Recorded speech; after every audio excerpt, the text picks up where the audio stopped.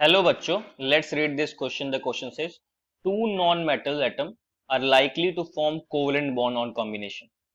हमें इस स्टेटमेंट को बताना है कि ये स्टेटमेंट ट्रू है या फॉल्स है. उससे पहले हम ये समझते हैं कि इस क्वेश्चन का की कॉन्सेप्ट क्या है. तो की कॉन्सेप्ट बेस्ड है कोवेलेंट बॉन्ड बनता कैसे. तो कोवेलेंट बॉन्ड का अगर मैं फॉर्मेशन देखूं तो कोवेलेंट बॉन्ड जो है होता क्या है. तो ये बनता है शेयरिंग ऑफ इलेक्ट्रॉन्स, वो भी म्यूचुअल शेयरिंग. तो यहाँ पे होगा क्या कि एक एटम हमारे पास ए है, एक एटम हमारे पास बी है.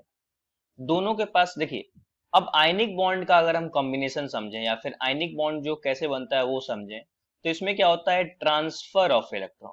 ये तो आप सबको पता होगा कि एक एटम जो ए है वो अपना इलेक्ट्रॉन रिलीज करेगा और दूसरा एटम बी जो है वो ले लेगा. तो क्या बन जाएगा, आयनिक बॉन्ड.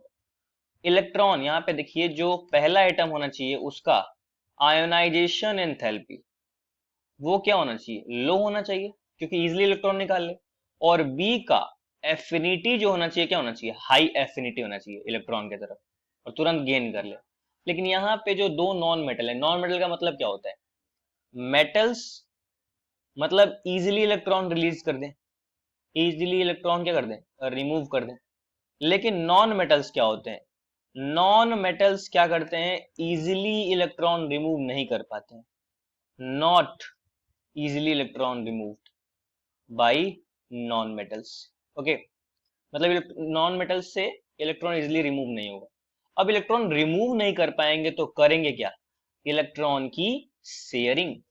और जब भी दो एटम इलेक्ट्रॉन की शेयरिंग करेंगे, तो इलेक्ट्रॉन जब शेयर होता है, तो देखिए अगर ये बी का इलेक्ट्रॉन है और ये ए का इलेक्ट्रॉन है, तो अब ये शेयर हो गया है.